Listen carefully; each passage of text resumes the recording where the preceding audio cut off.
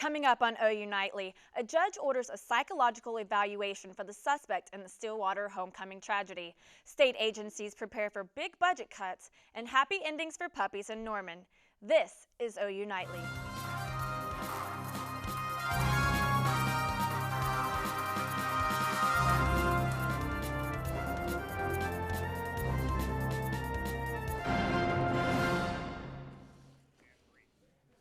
Payne County Judge Catherine Thomas ordered a psychological evaluation for the Oklahoma woman who drove her car into the OSU homecoming parade, killing 4 and injuring at least 46 others. Adasia Chambers is being held on 4 preliminary counts of second-degree murder with bail set at $1 million. Police arrested Chambers at the scene for DUI, but her attorney denies she was intoxicated and says she had no response when she was told that she killed 4 people.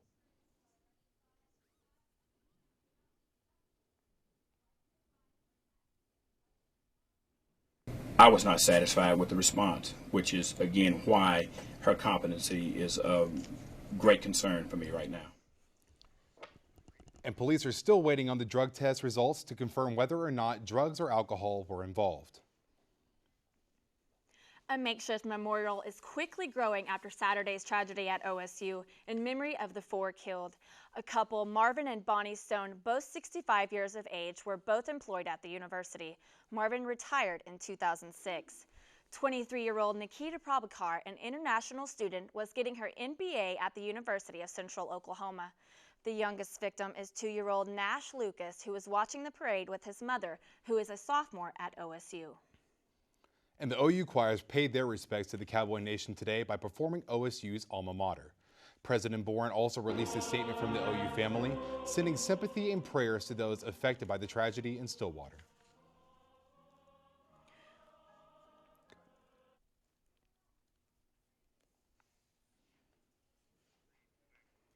Governor Mary Fallin is ordering state agencies to prepare for 10% budget cuts this year and next year. Fallin ordered agency heads to submit a list of budget cuts to non-mission critical agency expenses by December 1st. She has also placed a halt on state-funded, non-essential out-of-state travel for all state employees. After December 1st, these agencies will also need advanced approval before paying organizational membership dues and making non-emergency purchases over $10,000. And Governor Fallin's spokesman says that he will step down and join one of the state's lobbying groups. Alex Waynes says that he will leave Fallin's office on November 13th. Waynes has been with Fallin for 9 years and was her press secretary while Fallin was a member of the U.S. House of Representatives and her communications director during her gubernatorial campaign. And, you know, actually, it's been pretty chilly outside lately. I really enjoyed that at the game this weekend. I do too. It's definitely, I just need a light jacket. Are we going to be seeing more of this good, cooler weather? Yeah, guys, at least for the next several days. But let's talk more about what happened this morning. Temperatures were really cool as you stepped out the door this morning across Oklahoma. 43 it was here in Norman. 39 it got down to in Oklahoma City. Look at that, 32 degrees. They actually saw frost in portions of northwestern Oklahoma and the panhandles out there. So again, definitely very cool conditions. I'll tell you what we can expect later on. But for your current temperatures, though, we have warmed up into the middle 60s out there. 66 in Oklahoma City and Norman, 69 down there in Ardmore. But overall, again, not too bad. A beautiful fall day. Humidity is low. It's a great day out there. I'll have much more on those fall temperatures, how long they will stick around, a look at your Halloween forecast. And don't forget, we are going to change our clocks back. We gain an hour of sleep. All that and more coming up in the full forecast. Thank you, Joe. And Central Junior High students were evacuated this morning after officials found a bomb threat. More police say someone wrote a threat on a bathroom wall. Teachers herded students into a gymnasium a couple blocks away while the University of Oklahoma bomb squad swept the school. This is Moore School's 5th bomb threat in the past month. The former Moore resident accused of beheading a co-worker at Vaughn Foods on September 25th of last year has asked for the death penalty. Alton Nolan is being charged with 1 count of first-degree murder, 1 count of assault, and battery with a deadly weapon. He is also being charged with 4 counts of assault with a dangerous weapon. Prosecutors are seeking the death penalty. And OU Nightly's Annie Durbin joins us now in the News Center with an update on a massive earthquake in Asia. Annie? Yeah, Tyler, searchers are racing to find survivors after a powerful earthquake rocked Pakistan and Afghanistan. The 7.5 magnitude earthquake left more than 180 dead and hundreds of injuries. Researchers are now bracing for potential landslides in the mountains. The White House says the U.S. is ready to provide needed help. At least 5 people are dead after a whale-watching tour boat sunk off Canada's west coast. 27 people were on board, 21 were rescued, 1 person is missing. There is no word yet on what caused the boat to sink. And it's been a year since the racial unrest in Ferguson, Missouri, and a year of police being under close scrutiny. Now FBI Director James Comey believes the restraint shown by police after Ferguson is contributing to a surge in violent crime.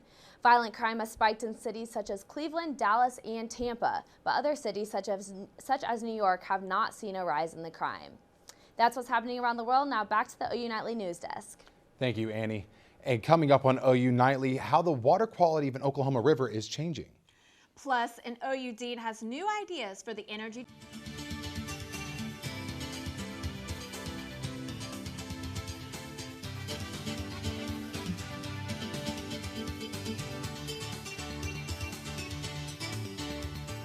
And Jennifer Sellers is here now with this week's Earth Report. And Jennifer, I hear there's a big lawsuit in the works. That's right, Tyler. What can you tell us? Well, nearly half of the U.S. states are suing the EPA. The lawsuit aims to block new regulations under the Clean Air Act. Leaders for the new suit say the new rules published Friday ignore concerns about cost to consumers. The regulations seek to cut 30% of carbon emissions from power plants by 2030. Kansas is the most recent state to join the suit, and Oklahoma Attorney General Scott Pruitt is also looking into taking legal action. And Democratic presidential candidate Bernie Sanders wants to investigate ExxonMobil. He says the company has publicly doubted climate change even after Exxon's own scientists confirmed the role of fossil fuels in global warming. Sanders expressed concern in a letter to Attorney General Loretta Lynch, claiming Exxon broke federal law by covering up climate change investigations in the late 70s. He says company executives knew they could cause harm to the public and did nothing about it. In the letter, Sanders asked the DOJ to create a task force on the subject by mid-December. And back here in Oklahoma, the condition of the Illinois River is looking up. The State Water Resource Board reported that phosphorus levels have declined. Scientists say phosphorus is the most dangerous pollutant affecting the river. Phosphorus encourages algae growth, reducing oxygen needed by fish and other creatures. The river could continue to improve due to the EPA's new plan for water quality controls in the area. And Mike Stice wants to make OU a leading name in energy development. I sat down with a new Mewborn College dean to learn more about his goals and ask his views on controversial environmental issues. The top of Starkey's Tower has one of the best views on campus. This year, the office on the 15th floor has a new resident. My mission is to obtain the prominence that this school deserves. The College of Earth and Energy has been putting out some of the best petroleum and petroleum-related students for years. Mike Stice, the new dean of Mewborn College, is a former CEO and has spent his career in oil and gas. A Norman native, Dean Stice is no stranger to OU. I loved OU. I'm a 3-generation University of Oklahoma. This has been home. Stice has been in the position since August, and students are getting to know their new dean. He kind of encompasses all the aspects of education that we need for a dean for our school. In addition to duties as dean, Stice will also oversee the Oklahoma Geological Survey. The recent increase in earthquakes around the state has led many to question practices like fracking and the use of injection wells. We have to be aware as good stewards of the environment on how we will develop all these resources, which we need as an energy source, but do it in an environmentally friendly way. Stice says he plans to ensure that the college continues to produce quality students with a keen awareness of environmental issues. So guys, he was really super nice. He seems really excited to be back here at OU, and he says once he gets settled into the dean position, he wants to start teaching again and be really involved over there at Starkey's. Yeah, he seems like a really personable guy and really knows what he's doing. Yeah, I think the students really love him over there. Yeah, you can tell. That's really, thank you, Jennifer. OU is ignoring a judge's order to halt the stadium expansion project. District Judge Thad Balkman on Friday granted the temporary injunction halting the project. University officials say stopping work could cost millions of dollars in damages and a loss of donors if the stadium isn't completed by next football season. HME Incorporated is suing OU, saying it was the low bidder to provide steel for the project, but didn't get the job. OU says it will continue construction while it appeals the ruling. And still ahead on OU Nightly, the puppies from the puppy mill bus are finding homes. And Joe Puma is standing by with the weather. That's right, guys. As we take a look at our live shot out there, you can see beautiful blue skies. It's looking like that's going to stick around here for the majority of the work week. However, I am watching rain chances as we head towards the weekend. I'll have much more on that when we return.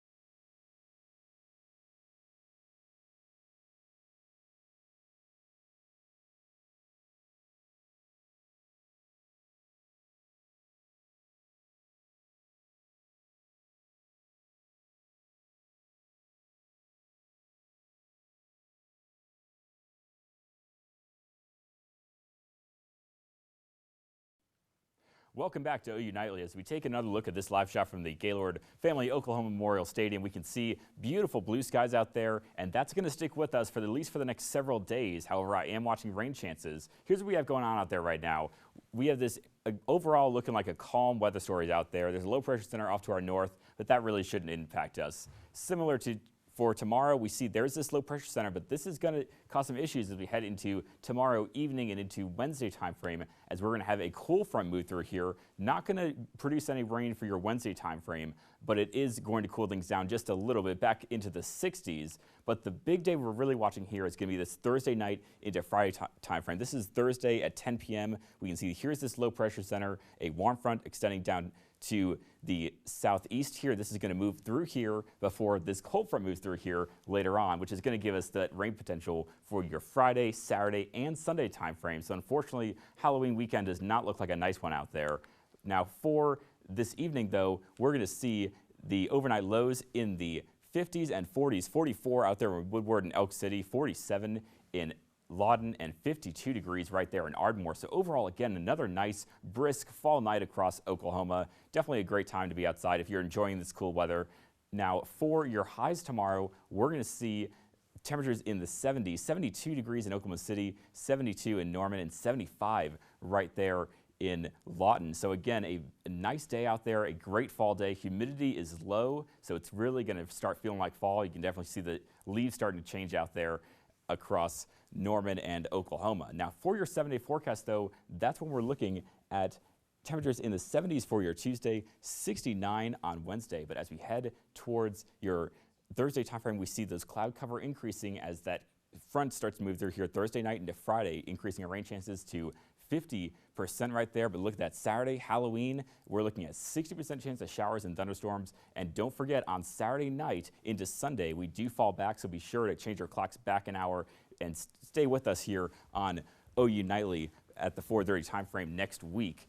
But overall, guys, looking like a great fall weather out there across Oklahoma. So Well, I'm not really looking forward to that fall colder weather, but I am definitely looking forward to changing that clock.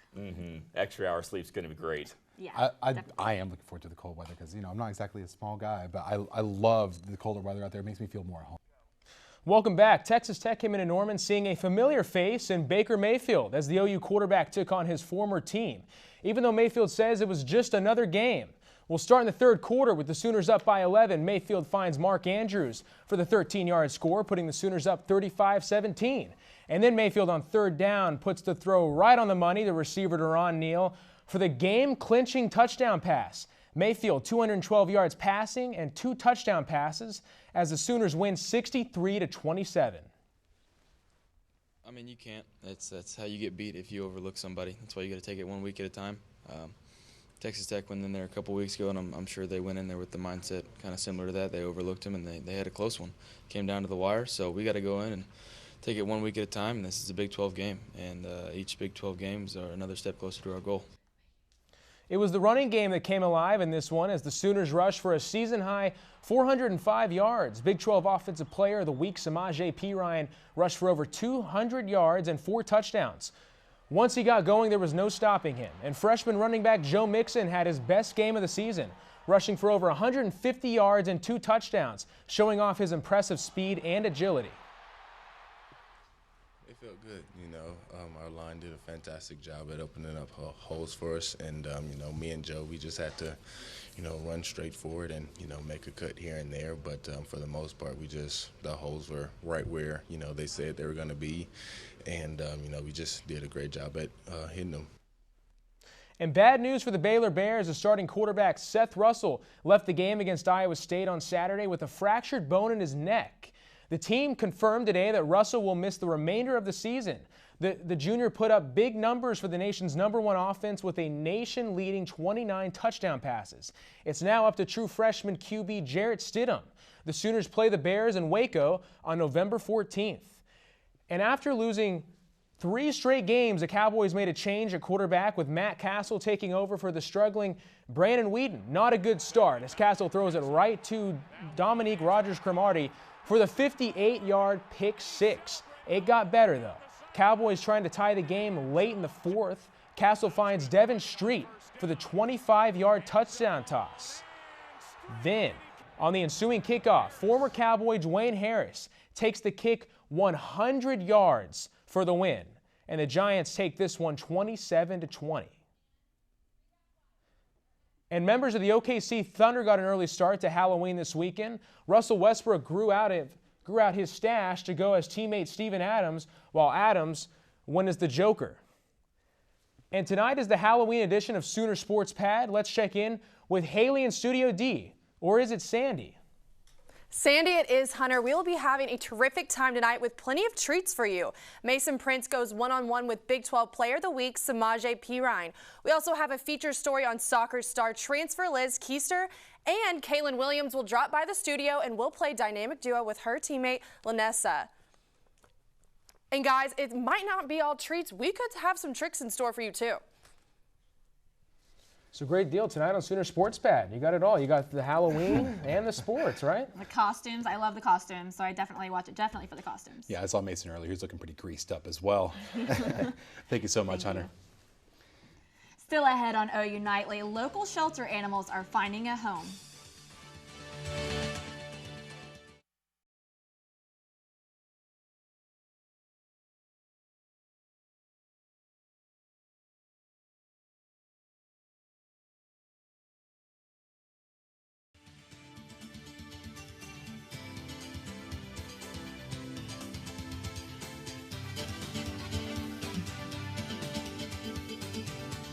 I'm Allie Stratton at the OU Nightly Update Desk. The University of Mississippi removed the state flag from its campus today. Student senators voted last week to remove the flag, which includes the Confederate battle emblem. And the World Health Organization announced today that processed meats like bacon and sausage are carcinogenic.